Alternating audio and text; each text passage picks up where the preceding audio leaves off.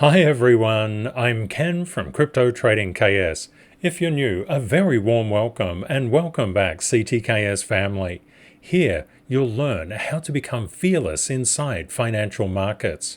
This will assist you to become more of a financial and emotional blessing to yourself and those you love. In today's episode, we're going to talk about the Securities Exchange Commission and the Bitcoin ETF, denied or approved. You must be ready for either one. According to the media, it's already a done deal. But there are a couple of factors to consider. The SEC chairman, Gary Gensler, is crypto hostile.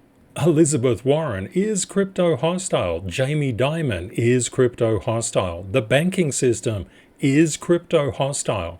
We also need to look at market financial health, Bitcoin seasonality, and Bitcoin for versus against projections. And of course, we need to discuss your plans ahead.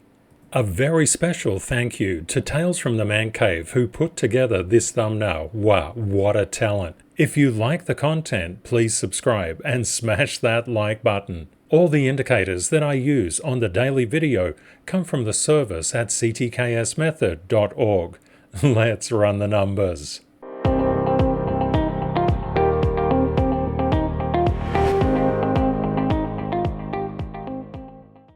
Gary Gensler, the chairman of the SEC, is known as Mr. Burns. He wants to have everything as a security except for Bitcoin. In fact, the list of SEC alleged securities is pretty long. Just have a look at how many Gary Gensler, aka Mr. Burns, has propositioned. You might remember that for the SEC's birthday, Gary Gensler launched 2 actions against Coinbase and Binance. Gary Gensler is not for the crypto space. There's been a lot of discussions how involved Gary Gensler is with a lot of different players.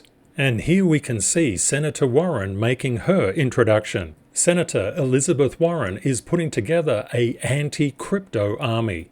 She's doing it for working families, to prevent them from profiting. Senator Warren can really feel on behalf of the average person on a mere annual salary of $174,000. She's doing it really tough. She also reached out to her banker friends to help write the bill to ban Bitcoin. According to Elizabeth Warren, Bitcoin and crypto are all about drug traffickers, rogue nations, fraudsters. And the CEO of JP Morgan absolutely agrees. He said, if I was the government, I'd close it down. On December 11th, Elizabeth Warren expanded her coalition of banking committee support. That's an interesting arrangement. And you'll see why I say that coming up. For her bill to crack down on crypto's use in money laundering, drug trafficking, and sanctions evasion. In fact, that naughty Tether had 32 crypto addresses linked to terrorism. The combined value of those wallet addresses was $873,000, and they were pretty much instantly frozen. You're looking at some very bad criminals. Why get into something that can be frozen? Just use good old hard cash, like Pablo Escobar and all the real drug traffickers. Unfortunately, on X, Elizabeth Warren was fact-checked, and cryptocurrency is objectively less than 1% of all monetary illicit activity. Twitter also noted there is nothing supporting the claim that it could threaten national security. Cash is untraceable. Blockchains are public ledgers. Jamie Dimon. 3 hours ago, we got the news that JP Morgan has been named as an authorized participant on BlackRock's ETF application. But hang on a second, I thought JP Morgan thought that Bitcoin was bad. It's time that we delve deeper into the financial system so you can understand what's actually going on. Banks make their money from money, literally.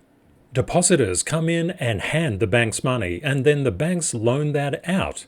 A lot of people think it's one for one. I'm going to show you that it's not one for one. Banks literally create money out of thin air. What are the 100th largest US banks? You can see JP Morgan Chase & Co. right up there in number 1 at $3.3 trillion consolidated assets. So how do the banks work? They work on a fractional reserve banking system. What the heck is that? It's literally magic money. Say someone just pops into the local branch and deposits $100,000. We'll call that person Elizabeth Warren. Let's pretend that all the transactions are with the same bank, maybe JP Bank, let's call it that. The bank loans out a certain amount of money and must keep a reserve. Say we're looking at a 10% reserve here.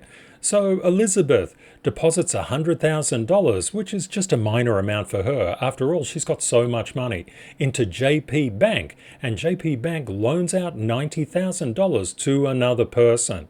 That loan is used to make a transaction, and then the person receiving that transaction deposits that $90,000 back into JP Bank. Then 10% is kept and $81,000 is loaned out, and that goes through a transaction and it comes back into JP Bank. Now, what's happening here? We just assume that the same bank is receiving the money. The 100,000 grows up to 10 million. Wow, not a bad trick, is it? Welcome to fractional reserve banking, or the art of creating money out of thin air, literally. A lot of people have found when they go to the bank and they seek to withdraw their money, the banks are very, very reluctant to give them their cash. Also, if you want to go into that pesky thing called crypto, oh la la, well, you're probably a fraud or a criminal or something like that. What's actually happening, the banks don't have the money and they never did. If you think that the banking system can 100x an initial deposit, you can just guarantee yourself that there's not enough money inside the system. But let's look into that objectively. Global debt is approximately $300 trillion. If we think about debt, especially personal debt, most people go to the bank to get a bank loan for real estate or a car or other things. And we can see global real estate value is estimated to be $326 trillion.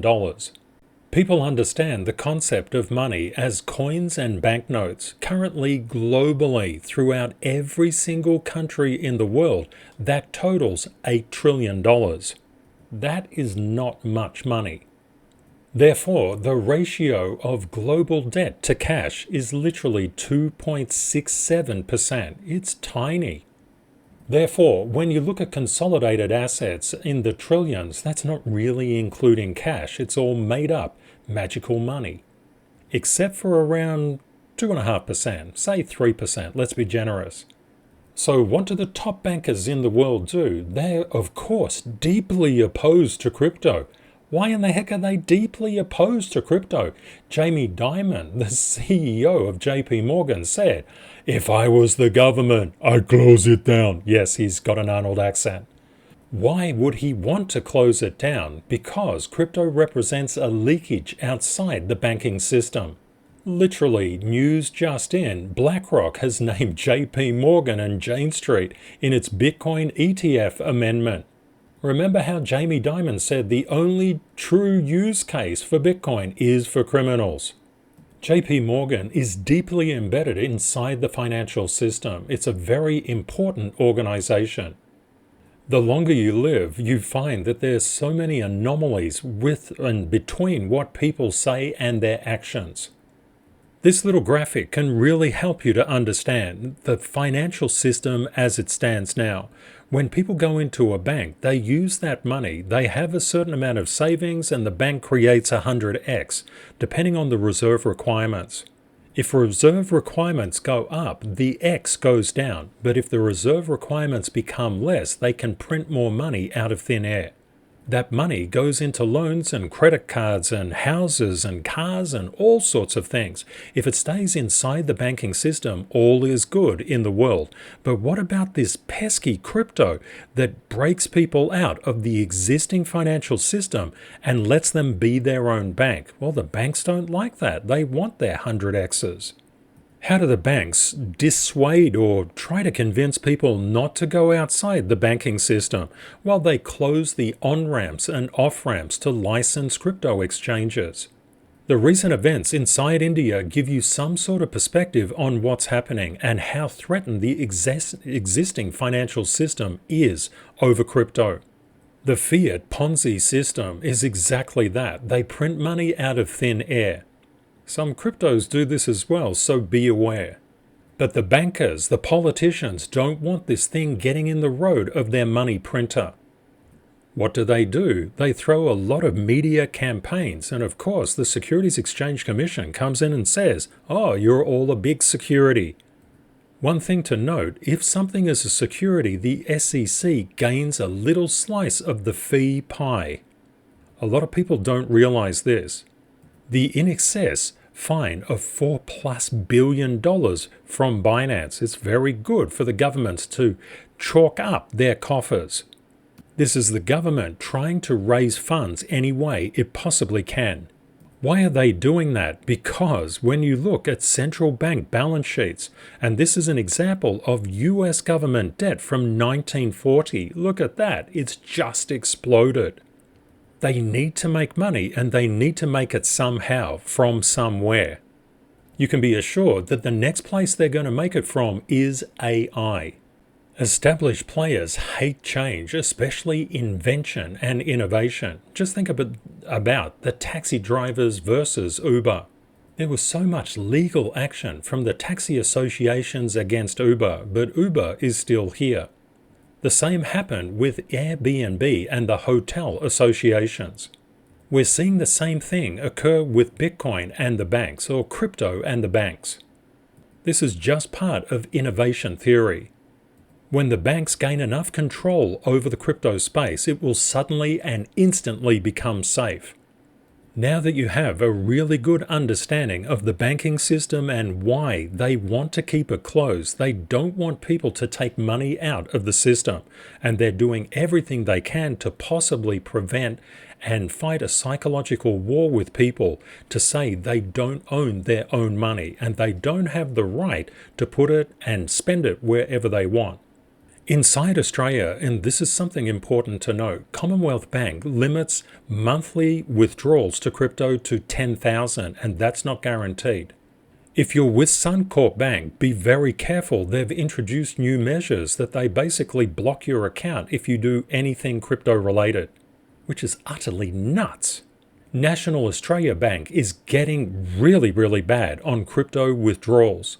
So far, Bank of Melbourne is very friendly.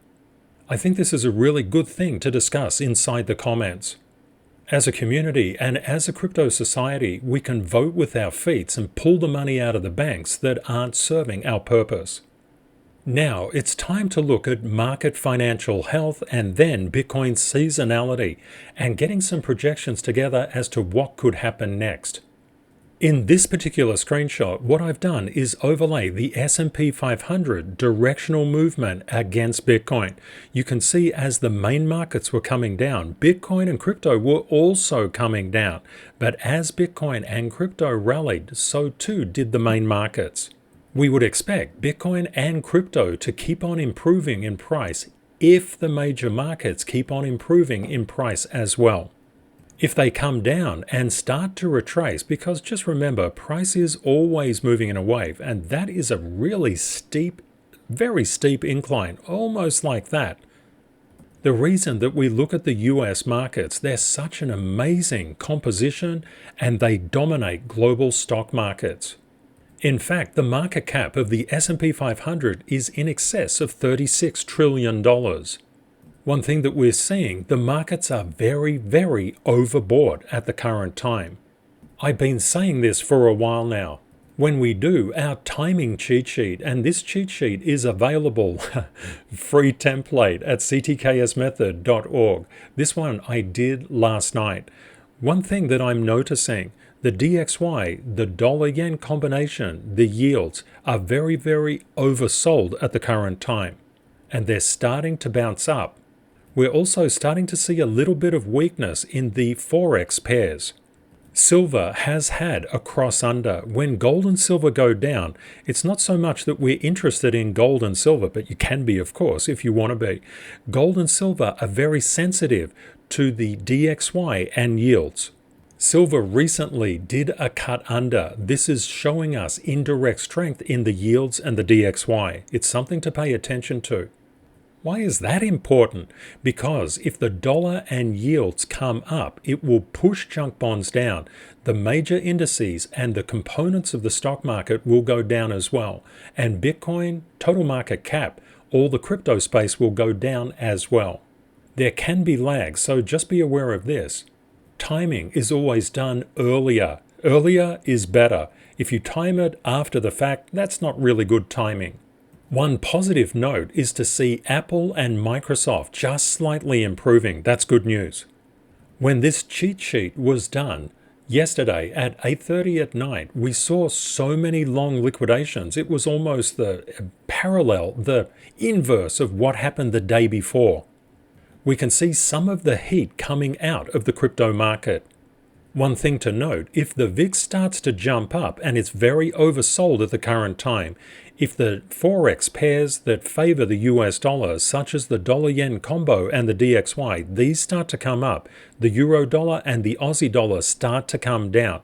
This means that we are seeing normalization inside the market. That will pull negative weight onto the SP 500, the Nasdaq, and all the major indices. And that includes Bitcoin and total.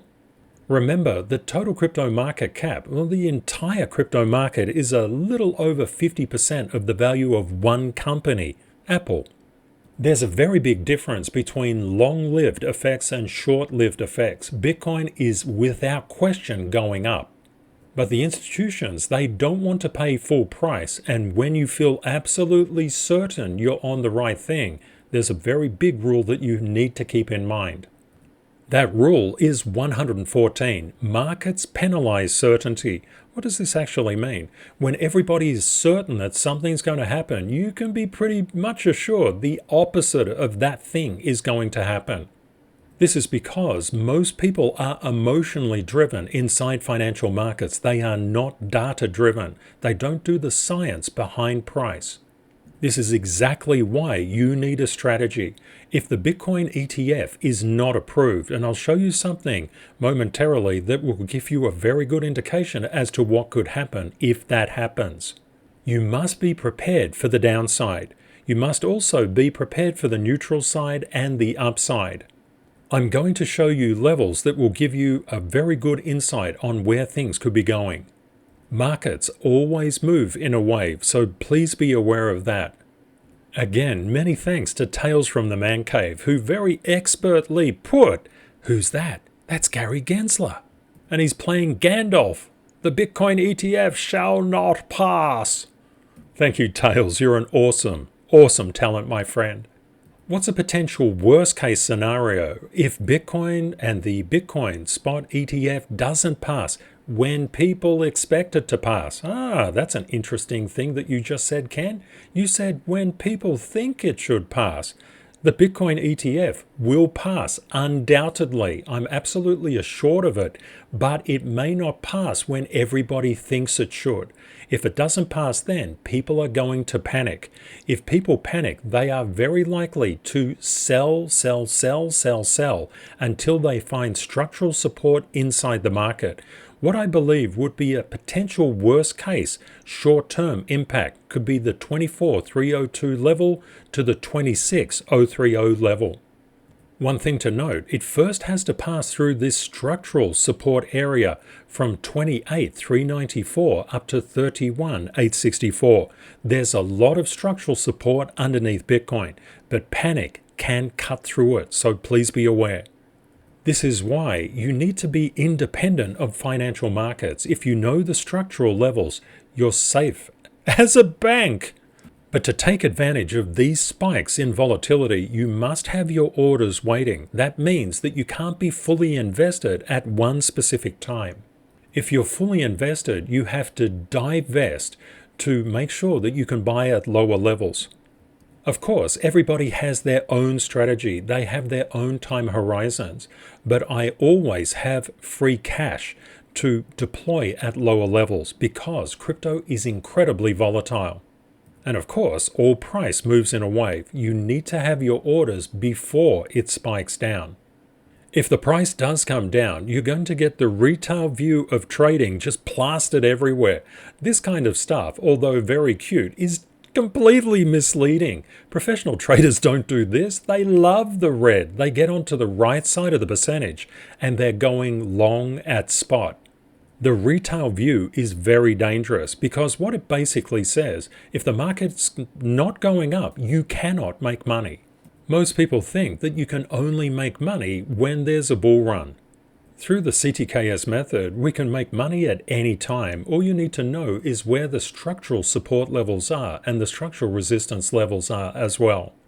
Another thing that we need to look at are the seasonal factors when it comes to Bitcoin monthly returns. We can see often January is not so much the best month for Bitcoin. February is a lot better and March can get a little bit dodgy. But what we're seeing right now is the main markets are forcing all risk-on asset classes up. I mentioned before that junk bonds were incredibly important. Junk bonds have the symbol JNK. What we can see here just recently, junk bonds are getting weaker. They've been rejected from upward price momentum. That is a problem. If you look at a chart like this, you would probably say, oh, ouch, there's a cut under here. It's losing its strength. It's just going to plummet. But in order to really understand where structural support and resistance levels are, we need to just zoom in a little bit and then pop on the structural indicator so we can dissect it. Let's have a look right here. We can see that there's a lot of structural support underneath junk bonds. This means that we could get some negative values inside the crypto market just going into the next 24 hours, but things could turn around. The thing we have to be very careful of is the negative fresh air gap that exists below that 94.39 level. That's pretty disastrous. When we have a positive fresh air gap, what we see is the price can just explode up, and this is what drove the SP 500 up and all the major indices. Please note that junk bonds is incredibly important to look at. With a negative fresh air gap, we could get a reversal of this bar. It could wipe out so many days of gains. Another thing that we need to look at is total Fed liquidity, and we can see it's just coming down. This is a supportive fact for the market's retracing. In terms of put-call ratio, we can see the number of puts being put into the market, puts put into the market, is elevating, which is meaning that people are getting more and more bearish or are favoring negative price momentum. We can also see the inverted VIX is very overextended, but it's starting to lose its steam. Remember, the SP 500 is very, very overheated at the current time. The major market indices, especially the Russell, is showing a degree of weakness. This is favoring a current retracement inside the markets. The S&P 500 has a mass of structural resistance overhead, and you can see it's on the wrong side now of a negative fresh air gap. It could move down quite substantially. If this happens, we would expect everything to come down, including crypto. And crypto is not looking terribly healthy at the current time. Can you imagine if you were looking at the S&P 500 just like this, you wouldn't realistically know where the structural support and structural resistance levels were inside the market.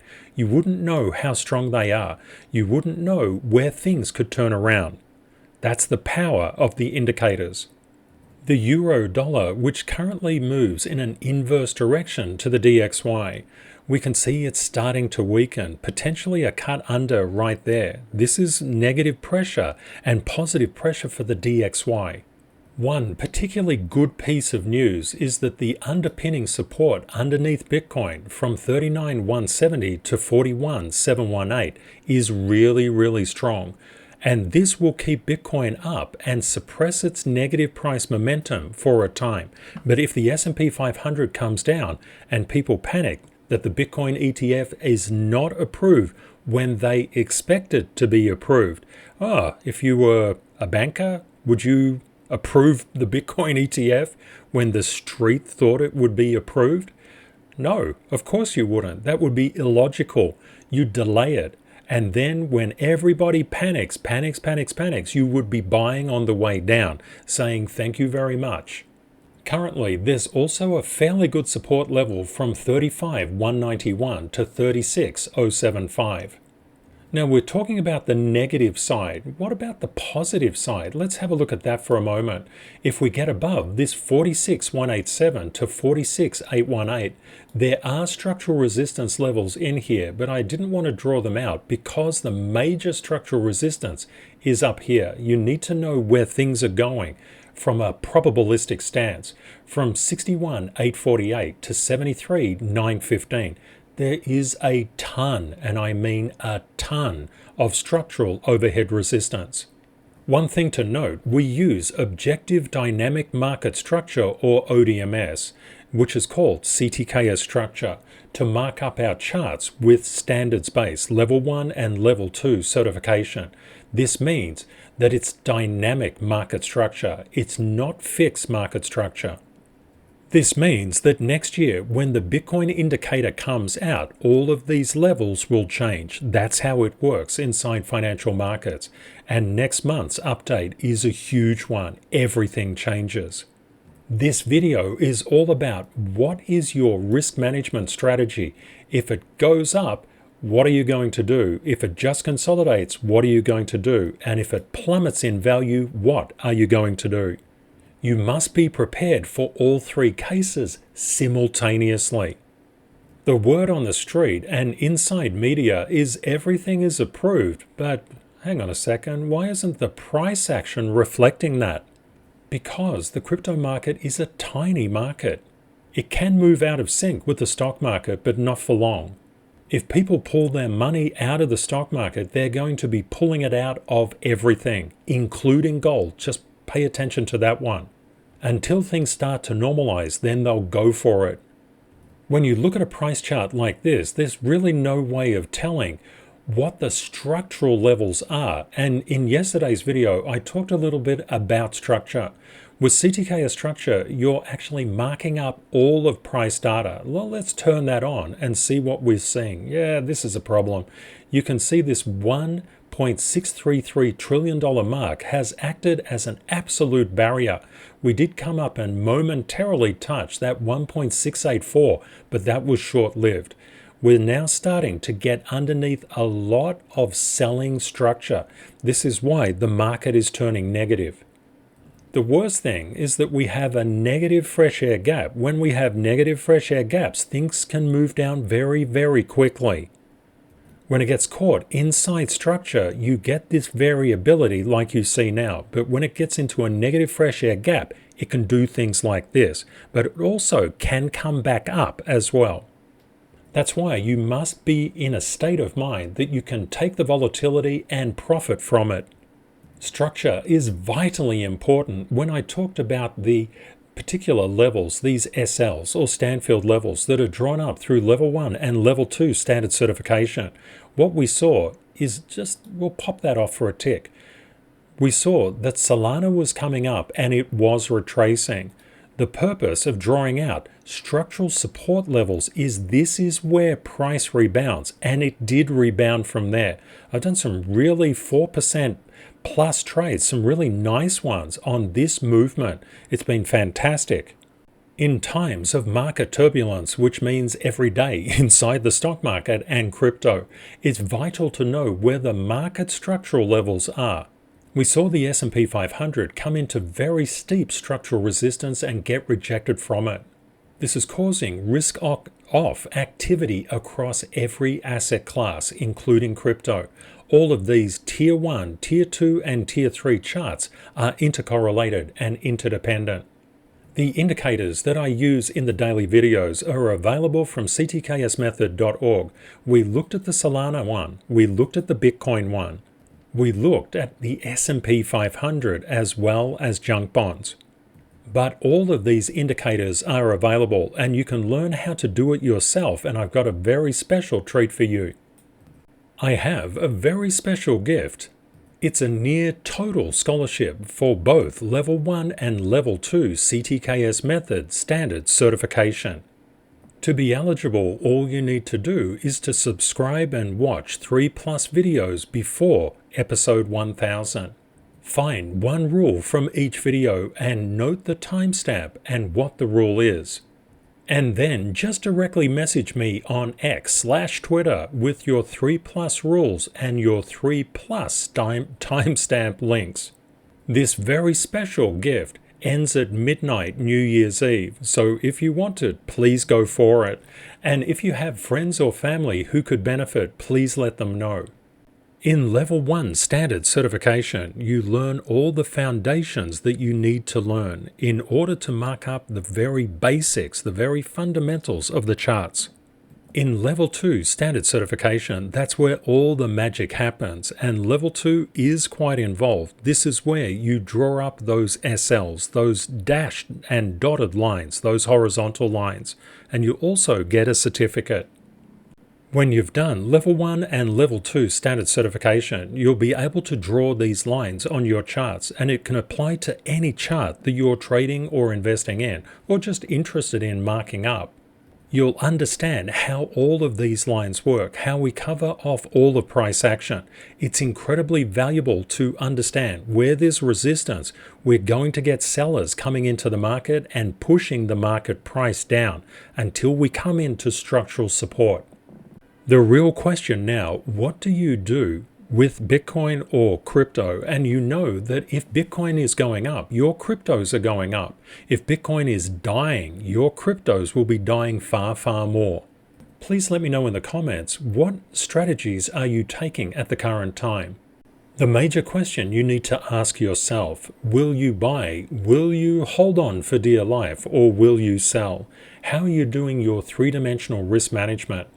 How are you thinking about running 3 simultaneous strategies, a long, a consolidation strategy, and a retracement strategy all at the same time? If you can do that, you will win inside financial markets.